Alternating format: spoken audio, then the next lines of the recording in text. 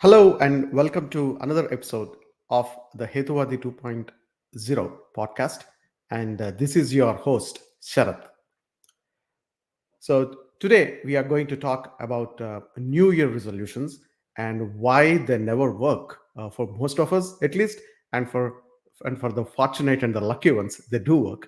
But for most of us, why they don't work, and what can we do to improve that, and what can we do to make our New Year resolutions or any resolution really work for us.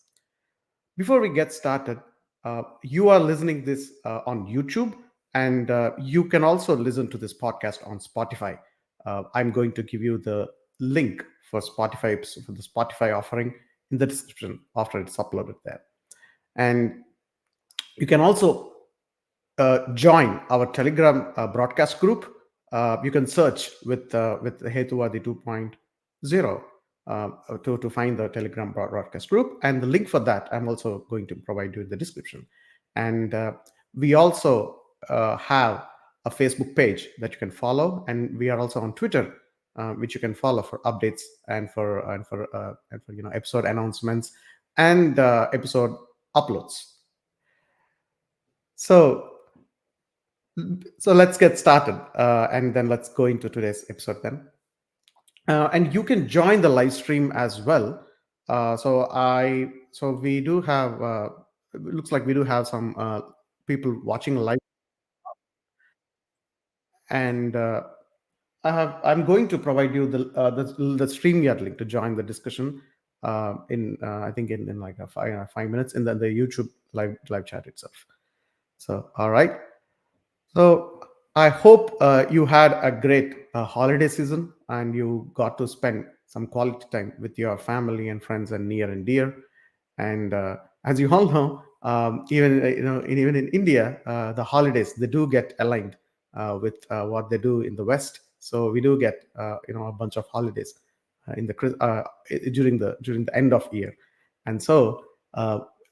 This is something a trend that I've seen in at least in the last 6-7 years that before that vacation packages for the end of year they were not so competitive. I mean people were not so competing against each other to go to vacation at the end of the year. But these days it's pretty much everyone's holidays are now aligned with end of year. So it's not just the IT employees or the software engineering software developers or software engineering companies anymore.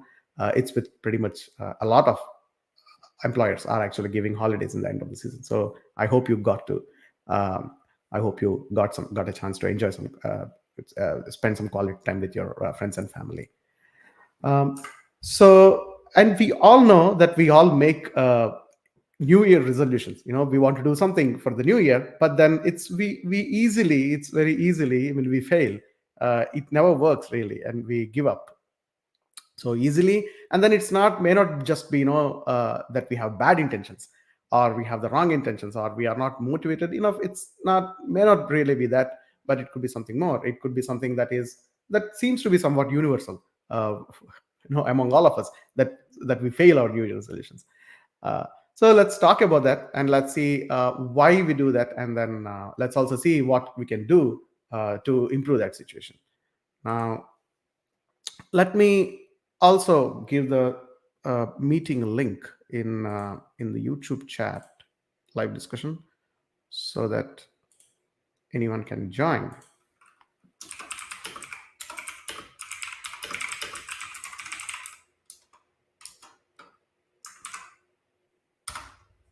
All right.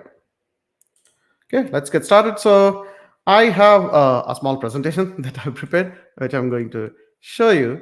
This is going to be very brief, and it's.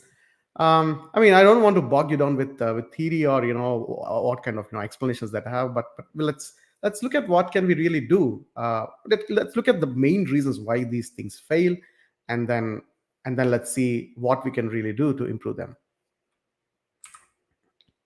So, we all know the tradition of making New Year resolution. We always start our acting on our resolutions on 1st of Jan. And interestingly, I think there are some assessments that are made in which something around like 23% of people, I mean, they don't even make it past the first week. That's surprising, right? You would hope, a lot of people would, a lot of us would actually, keep it going at least until end of month. But it seems around 23%, they only 23% actually go off beyond, Jan 1st. And all in all, if you look at it, within 1 month, something like 80 something percent of new resolutions, they stop. People stop, acting on them after that. So I think in a very safe assessment, we can say that we start out first Jan, but our New Year resolutions, they expire on by end of February, and we seem very fine with that. I mean, we don't really feel bad about it, but I think when our birthday comes, we feel really guilty about it, right? That we could not keep up our New Year resolutions, and then we stopped acting on them. Whether it could be anything. I mean, New Year resolutions, I think the most typical New Year resolutions are, eating healthy, getting in shape, and saving more money, not spending so much money, and I think getting off social media more, not using it more, and not using any of our electronic gadgets, not being on the phone anymore. I think those are usually the kind of New Year resolutions that most of us have. We may also have things like, planning on a vacation. We would say something like, okay, we're going to plan a vacation for this place in this year, or something like that. We do see New Year resolutions like that too. But I think gym memberships are something that are really sold well in the beginning of the season and beginning of the year, and a lot of people end up buying them as well. But nothing really happens, you see there. Oh, okay. So we have a comment from Rocky Karthik. He's saying that my New Year resolution is travel more this year than 2023. You see, there you go. We do have travel resolutions for New Year, and I think it's a nice New Year resolution, right? Traveling is always enjoyable, and I hope get to keep up the you get to keep that New Year resolution. And all right, so we do really feel bad when it comes to our birthday, and too bad if your birthday comes in January or February, because by the time you would already have stopped, the new resolution, and you would really feel guilty early in the year than most of the people. So this is usually the life cycle, how a New Year resolution works. However, let's not fear, because we can overcome this guilt that we have, and so we don't feel really bad about it. And it's not just we break our resolution and we don't keep up, and then yet we don't feel anything bad about it. I think it's let's look at some strategies on how to you know how to improve our commitments to your New Year resolutions. But before that, I think we should look at what are usually the typical reasons why we fail. Broadly, these fall under five categories. The reasons that we can't keep up our resolutions. So they are really got to do with the goals that we set for ourselves, and the planning that we actually make to act on the resolution, and then also the accountability, whether we are really accountable to ourselves or not, and what we are going to do if we don't really keep up our resolutions. And also the motivation that we have, that's one really that's also an important factor, but it may not be as important as the others, but it is indeed important. I mean, that is something that works, I think, a little by little in a lot of places. And also there is the issue of patience, how patient we are while we are under going through the resolution. I think if we look at some practical examples that we have, you so let's also look at the practical examples. I think when we actually go through each of them, and but then why are these really a problem? Everything. Why is planning? Why planning would be a problem? What happens if we don't plan well? And what really does it mean when we say we have to plan well, or when we say we need to have some sort of intrinsic motivation about the goal, about our resolution, or when we need to have patience. I mean, we Why are these a problem really? If you look at goal setting, right? Obviously, when we a lot of us tend to set unrealistic goals. For example, if someone wants to get in shape, they might think. Usually you would do two things, right, to get in shape. One is you would improve the way you are eating. You would try to eat more healthier version, maybe fewer calories or maybe fewer carbs, something like that. And then you also start working out, right? But then the goals could be very unrealistic. Someone who doesn't really have an eating problem, someone who doesn't eat, like snack up a lot, or someone who's already not consuming a lot of calories, even if they reduce their calories to a healthy level, they may not really see a huge dip in the weight, in their weight. That could be one thing. So, and if you really want to like lose like 3 kilos every week or something like that, or like 6 pounds or 7 pounds every week, that could be very unrealistic. So what happens? It also happens with exercise. So some people might want to think that they may have something like a marathon or a 10K run that's coming up in March or February, and they want to prepare from New Year. Is that realistic? I think it depends on a lot of factors, right? So if you are not able to run a marathon or a 10 or for 10 kilometers in 2 months, if that could be an unrealistic goal for you. So if you really set that goal, then maybe you should plan it well before New Year. So that's a problem with unrealistic goals. So the problem is that we are actually fighting reality there, and you can't win against reality. So it comes and bites us. So that's the problem with unrealistic goals. And the problem with planning is when we don't do planning properly. There are ways to do planning, and plan is not just that you have a theoretical. You drop a theory that this is how I'm going to do an idealistic version or something like that. Planning is about what can you do rather than what you really want to do or what is ideal to do. That's what planning is all about, and that's what planning is, not just in life, but everywhere, everywhere. Even in public life, even in social, even the way how we plan. I think economies or anything like that, something like that. It's all about what we can do rather than what it is ideal to do. So the problem with bad planning is that we try to do a lot of things, but we don't really go anywhere. We don't really achieve anything, and that would be just a waste of time. That would be like a lot of opportunity cost that we are going into. And then the problem with lack of accountability is that we won't be able to continue our efforts. So perseverance would be a problem, and it is really important. I think. We do. We do. There are all these stories that we find appealing, where someone does like a lot of things, in one shot, or someone like achieves something really high in a short period of time. But most of the times, that's not how it's going to work. So a lot of work in the world is done by in small chunks of units over a period of time. So perseverance is really important there. So when we don't make ourselves accountable, so we would achieve something in a week, in this week or 2 weeks, we might be going well then there, but we then lose the steam, mostly because we might, there could be a lot of reasons. We could just end up being lazy, or there could be some roadblock that we hit, and then we won't be able to recover from that. We won't be able to continue our track, resume our path from there. So that really hits perseverance.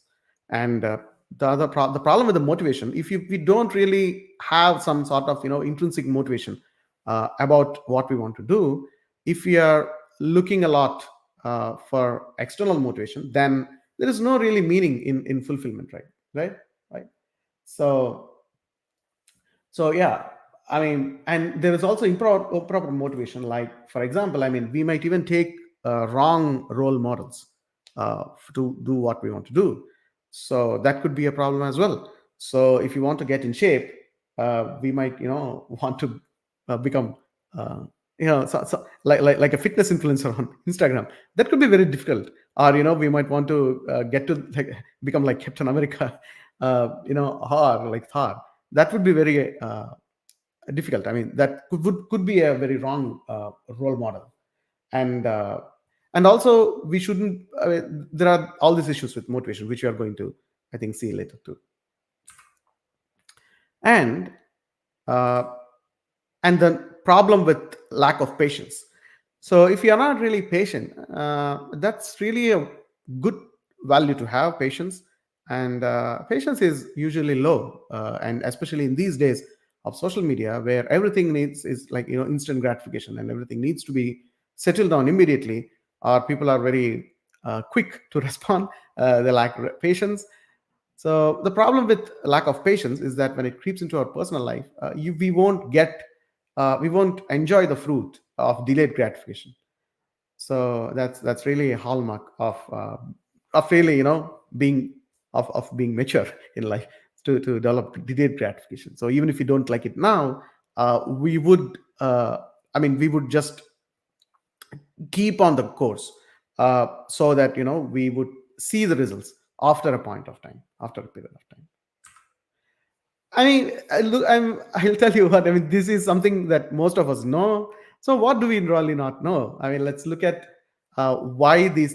I mean, what we shouldn't really do about each of them, and then what we can do instead. So the problem with as we've seen, the problem with goal setting is that we indulge in something called the optimism bias. So this also comes under the fallacy of planning. So what happens a lot of times is that we don't really we are really optimistic about what we can really do, and many times we don't plan for any roadblocks that we are going to get, and we tend to underestimate some things and we tend to overestimate the other things, and that's a deadly combination. So we underestimate the time it would take to do something, and we would also underestimate the cost it might take to do something. Cost in terms of not just money, but in terms of what's the opportunity cost that we have to that we have to go through, and we tend to overestimate the results that we're going to get. So I think this is a deadly combination, and with these two, when we do these two, we think that results are really easy to achieve, and then we would be really optimistic. It is good to have optimism. It's not a bad thing at all, but we got to temper it with some realistic expectations, and we should not do this underestimation and overestimation. uh, Usually the best way to go about is to plan for the worst and hope for the best. So that's usually one way to go about it. And so instead of doing that, one strategy that will work, so that we can offset ourselves from the optimism bias, is to have sort of contingency plans. I mean, what we are going to do when we hit a roadblock, and then we should also have realistic goals there. I think one good example for this optimism bias is when it comes to saving money and then improving our wealth. So we do have this. Many of us, will have this resolution of improving our finances, and then doing proper financial planning, and then saving more money, right? And then so what we do is we start some investment, right? And assuming that you did some sound investment, like something like purchasing some index funds or something like that. And if you do that, we should not be overestimating the returns that it gives us. So we should not be thinking like we are going to earn like 20% this year. That could be a very overestimated result. And if I mean sometimes it can happen. But the things that you can never plan for it, and most of the times it doesn't work that way. So when you do that, or when you also see that the market is going down or something like that, that's a roadblock for your financial management, right? For your financial planning, or for your financial goals. So we can have contingency plans, maybe balance your portfolio, something like that. So those kind of contingencies will help you in actually keeping and having a reality check on what we are really doing there. So these two are really the strategies to overcome our optimism bias. And then I think the problem with planning, another problem with planning here is that there are like too many things to do there, right? And that actually hits our focus there. So we do. I mean, it's a given that we all have, and as adults, if we adults, if you have a family, then there are a lot of things to do all the time. There is always a big thing, to do list. It's a to do list will be very long all the time. But the problem is we can't have too many resolutions. I mean, that we need that we can actively work on at one point of time at once, and that would just diffuse our focus, and then that won't really help with achieving anything. I mean, we would just go try to do everything, and but end up doing nothing really. So what should we do instead? So instead of that, I think we should have a limited number of resolutions. But I think we should have like two resolutions at maximum, and that is something that worked for me. I mean, I, at any given point of time, I only do two things because we can only focus on two things, and we can't even do like two things at the same time. It's just that we have to we have to focus, we have to prioritize. I know one resolution at a time. That's something that we have to do. There is no other way. And I personally have two things to do because one could get boring, right? If I do only one thing, it could get boring, and then I lose the steam. So I do the other thing when I find the first thing boring. So but have just two at maximum. And even if you add one more resolution to it, or even if you try to do like three things, that could really hit your focus. That's something that that's my personal experience. But if you can do like three things at once, that's good for you. But it's about what about how you are really setting your goals there, which should be again realistic. So that's what we should aim for. We should, even though we have a lot of we have a big list of to do, we have a big to do list. We should really focus one thing at a time, and have two resolutions at maximum in a year. Don't have more than that. So we should prioritize. I mean, that also helps us think about what is really important to us, which is really what motivation comes to, which is where really want to get to the motivation. So every resolution is not the same. I mean, it's not valued the same. We don't value it the same, and we have to think about it. Among the five things to do, among the six things to do, what are the things that are most important to us? What are the things that we value the most, in terms of what is the urgency and what is the impact of that? So based on these two, how difficult it is and how urgent it is, I think based on these two, we should value. We should just list them in the order of how much we value them, how important that we think each of this resolution is, and then we'll know the top two that we need to pick for this year at least. And the other problem with accountability is that is the problem that I call the group study problem.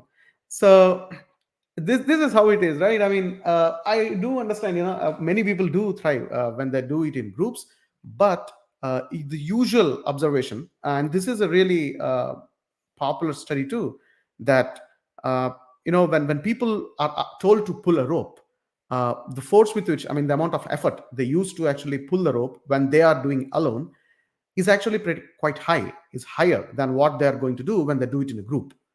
So there is this diffusion of responsibility that happens, and the diffusion of efforts that happen when people tend to do things in groups.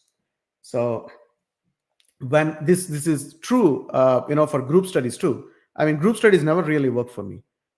Even if I have like one additional study partner, it never really helped for me. I mean, I'm better off reading things and learning things by myself.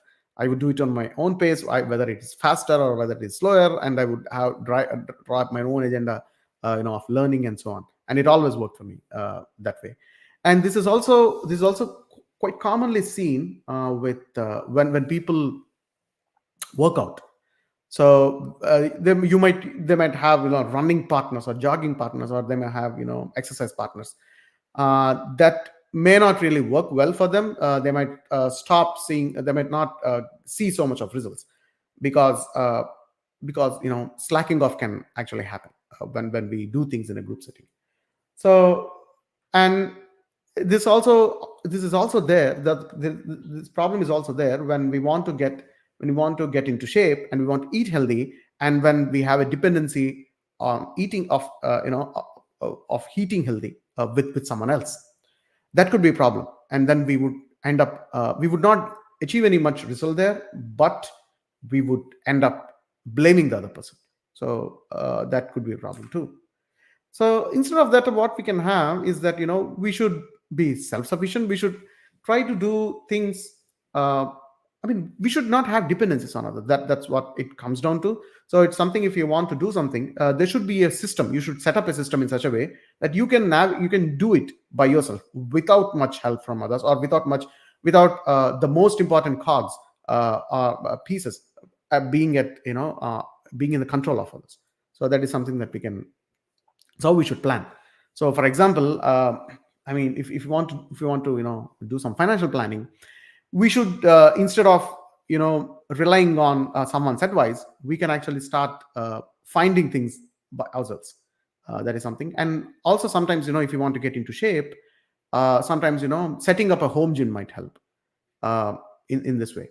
So you don't need to depend on on the weather outside to go to a gym. Or you should not we need not stop we need not think that oh, today there are going to be a lot of people in the gym, so I mean, let me not go, or let me go when it's off peak time, when that when the gym rush hour is when that's over. So instead of that, developing a system where we can do things ourselves, where there are no roadblocks. It's pretty much removing the roadblocks that we anticipate. So that is something that will work for us to actually do things on our own, and actually which will motivate us to put more efforts. And it's also important to have granular targets, in the sense that even if you are doing something in a group setting, there could be some things that you have to do as a team. For example, if you want to set up a social media channel or something like that, that you might need to do along with someone else. So when we do that, it's better to have targets for everyone. So we can have, okay, I'll do this, and you'll do this, and you'll do this, if it's a teamwork. And even if it is not a teamwork, if you're just doing in a group, if you're just doing this something for yourself, but you're doing along with others, even then it's better to have targets uh, for yourselves. So that you won't end up diffusing the accountability. So you'd be accountable to yourself. And I think we'll come to the next thing that we coming to is the motivation there. And if the problem with motivation is that external motivation, which is that winning a cup, or winning a medal, or winning a competition or something like that, getting a prize, is a really good motivator in the short run. So if we want to do something now, and if we really want to push ourselves to do that, having a reward immediately after doing the task would help now, but it won't really help in medium or long run. So for that to happen, we can't really rely on rewards, or fear of losing something, or just looking at the opportunity cost. That's not going to motivate us in long run, and that would hit the perseverance there. So, and also sometimes I mean, treating ourselves is all right, but we should not pamper ourselves a lot. That's what happens many times. And you can you can we can this is typically seen when we want to get into shape and we work out, but then we excessively have cheat days. So instead of having once every 2 weeks or something like that, we start having cheat days once every 3 days, or once every couple of days. I've seen people who work out today, and then they have ice cream or they have a pizza the next day. So that would be really bad. I mean, so these are the cases where external motivation could turn out bad, and it's not going to help you. Then what do we need to do really? Then what we should do instead is that we should align the tasks, with values that we have. This could help. For example, I mean, how we have seen how we can prioritize, uh, uh, go prioritize of resolutions by looking at how much we value them. So that would actually help us in finding motivation within the resolution itself. So that just gives us a case for ourselves. We can make a case for ourselves for why this needs to be done. So that itself is a good motivation by where we just tie up the need to get uh, to do that with the goal itself or with the resolution itself. So, for example, I think, for example, if you want to travel more in a year, you got to save some money too, right? So, if you want to do that, so maybe then saving money and then having plans to travel could be like a combination of resolutions that would work well, because both of them are really tied up to something that you really want to do. So when we align resolutions and tasks with what we really want to do or with our values, then that would really help. And also, I think there is this problem with seeking motivation from outside, that we don't really think that we have sufficient willpower, to continue even without any external rewards. So even if we don't have cheat days, I mean, once every 2 days or once every week, if we think that we can't go on with that, that's really a problem for us, right? I mean, we can't really get motivated to do anything within ourselves. So I think we should value our self-worth. I mean, we should believe in ourselves more, so that we can keep going, that we can find motivation within ourselves, that this is something that I've done, and there is this sense of achievement that we can that we can inculcate when we hit our goal or a target, which again should be realistic. I think if we do that as a practice, that's a good reward system too, right? So that in the way we can reward ourselves with some sort of fulfillment by valuing ourselves, that would be really helpful to find motivation. And I think then I think the next thing is this is I think the last thing that we have is really with the no with the gratification that we want to seek. So I think this is really apparent. Is we see this a lot in today's world, especially with social media, where everything needs to happen instantaneously, and we don't really have patience, right, to wait for a release, to wait for something to happen. And this is a perfectly good example, how it works. And we say, all right, we are going to start things from today, but then our brain tells you, the brain, which is the villain in our life, tells you, oh, so you can do this tomorrow too. Why not enjoy this now and today? And so our day is wasted. And this also is something that we see even in cases where we not really don't start, but where we start, but where we don't really see a result that we are interested to see in the beginning. So, for example, when someone wants to get into shape and they work out, they might feel really tired in the beginning, in the first few days. Or if you are lifting weights, or if you're doing some resistance training there, then you would see your muscles aching. You'll get a lot of muscle pain in the beginning.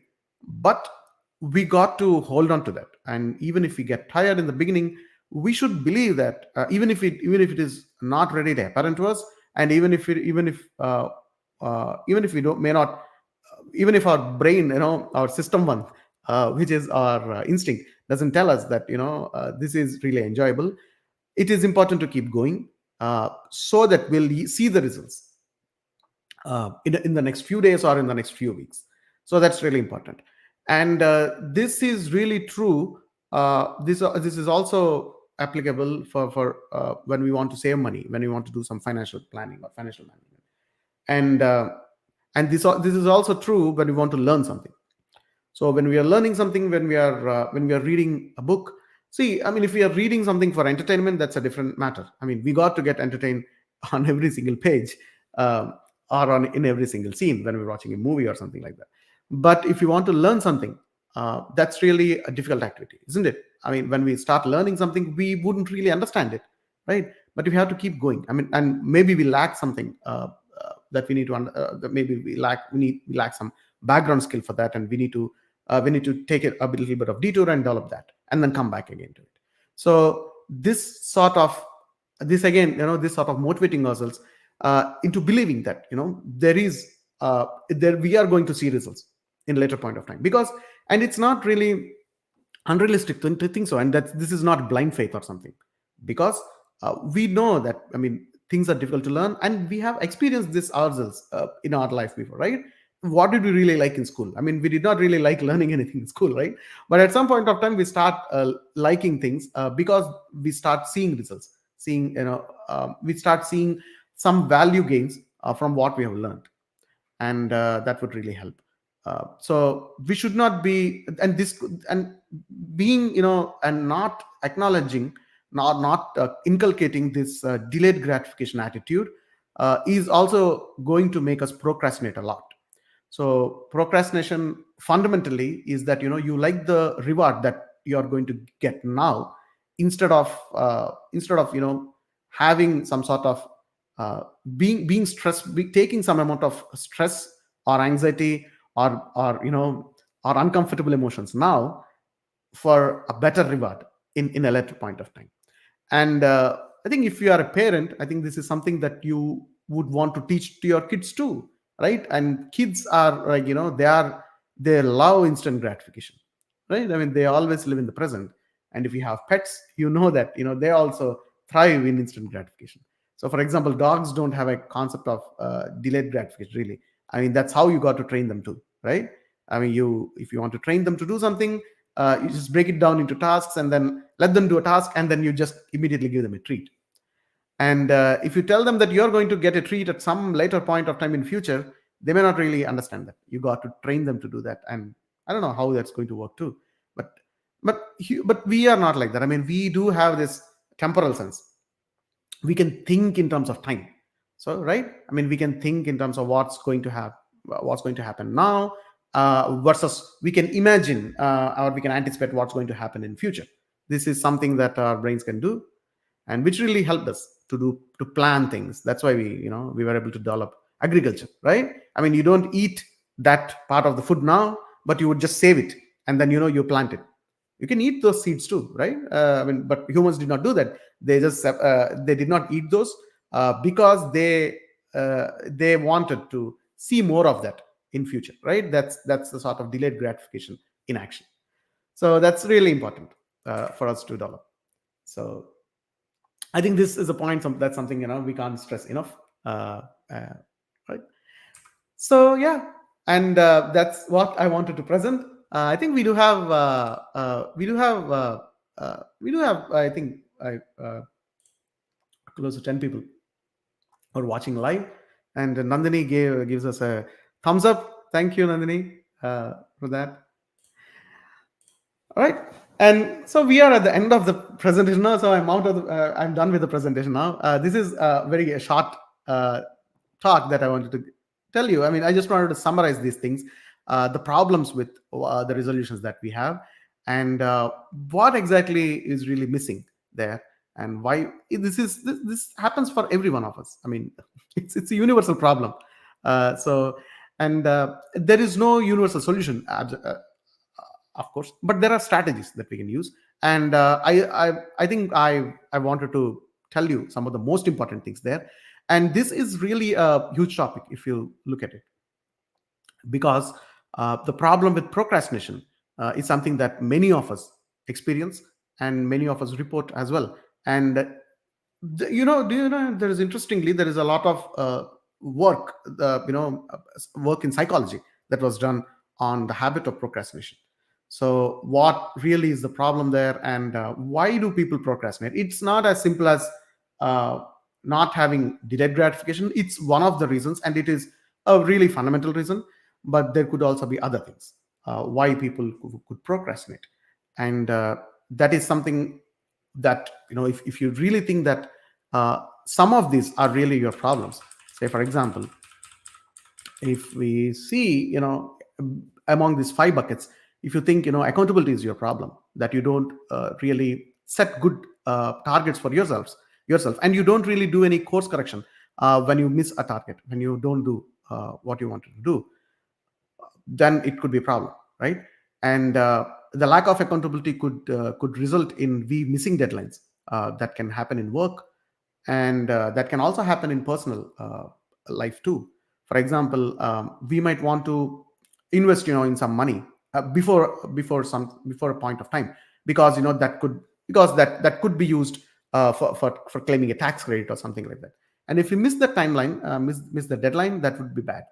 And if we don't plan enough for that, the second point there, then we would end up making a bad investment because we are rushing there. So this is why many people, they don't invest in time. So when the time comes, when we need to submit the proofs of investment to our employers or somewhere, or to the government, that's when all the salespeople of financial products come, and then they try to sell these things to you, right? These are all bad investments. And we, because we did not plan it well, and because we did not hold ourselves accountable, uh, we end up making a bad investment there. So we are going to get bad results. So that's a lack of that's a problem with buckets 2 and 3 there. So that's how we can look at a resolution. And I think if we categorize this into, we see, which bucket, our problem falls to, and then we can, I think, start identifying what really is lacking in our whether it's the motivation that we lack, or whether it's the patience that we lack. And talk rationally. Govind is saying that is appreciating us. It's a very good presentation. Covered most of the areas where New Year resolution fails. Oh, thank you, Govind garu.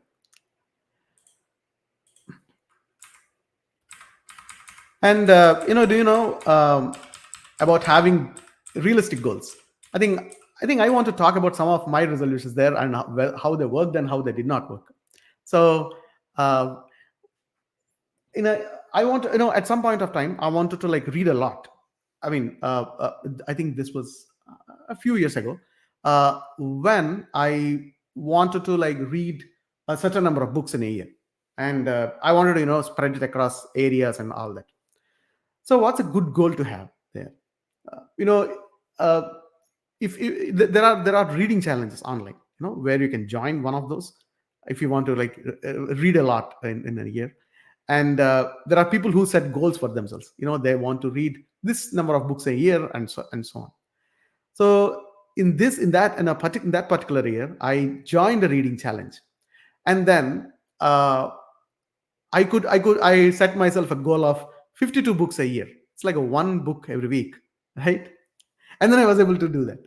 And but obviously I was able to finish 52 books in a year, but I was not able to finish 12 books in the first 3 months.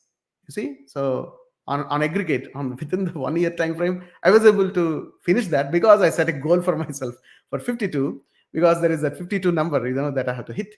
But I was not able to pace it enough. So I lacked perseverance in doing that.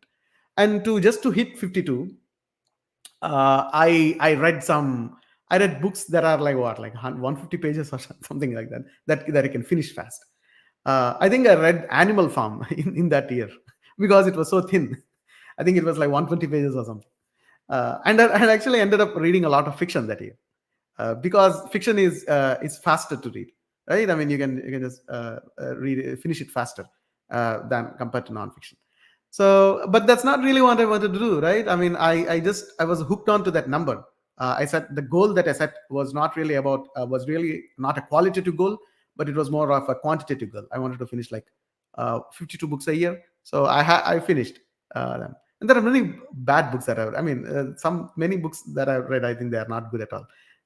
So So that's how it sometimes happens, right? I mean, even if you set a goal, we should think really good about it, because that goal, it was not qualitative, because I did not really think about the value there, that I'm going to create for myself by finishing that. So don't do that. So have something that is really valuable to you, and so that's where, you know having a hierarchy of values comes into picture.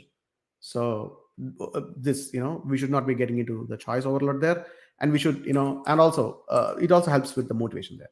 So if we align what we want to do with what's really valuable to you, all valuable to us. And Dhanya is saying, happy to listen to you. Thank you for your time. Oh, thank you, Dhanya. Thank you for tuning in. Thank you for listening to. So, what were your goals? I mean, did they work for you? I think you can talk to, you can join, and then you can share your thoughts too on that, right? So, I think this is that quote that I have there is from 2001: A Space Odyssey. That's the novel, not the film. Yeah, so 100 failures would not matter when one single success could change the destiny of the world. Well, of course, your resolution is not going to change the destiny of the world. It's going to change something for yourself. So it should not matter if you fail, if you keep failing all the time. There is no point of getting demotivated there, right? As long as what you want to do is valuable in itself, you can take your time. It's not a problem. So I mean, don't be too harsh on yourselves. That's something that I've seen in some people, in some of my friends. They really punish themselves. I mean, they don't really punish themselves in a way that really helps them to do things. I mean, they just have negative feelings about the whole thing if they miss a target. I mean, or if they are not able to lose weight or something like that, or if they are not able to save enough money, they are really harsh on themselves, and that's not really going to help, right? I mean, it's not about punishment, and that's not going to motivate you too, right? If you rely solely on rewards and fear, it's not going to motivate you. And about this point, right? About this point, this is true for anything. It's not just for our resolutions. Say, for example, this is usually the argument that is also put forward about moral behavior or about ethical behavior. So is it really, if someone does, if someone behaves well uh, for rewards and for the fear of punishment, is that really what it means to be good? That's the question, right? That it comes down to, and it's not. So that's why we need to have some sort of reasoning behind it, why we want to do that. We need to have some sorts of first principles approach uh, towards motivating ourselves to do something there. That's important. And so the thing is, we do uh, use these strategies in other areas, especially when it comes to work, when you are working in an office setting, and when I think this is very much apparent in IT, or or in software industry, where this diffusion of responsibility is usually avoided by keeping the teams smaller in size. So you won't have teams that are more than like 5 people or something like that, 6 people, and even they are like vertically divided. And then you would have people would not think as if they are part of a large group where they can, like, slip through the cracks or something like that.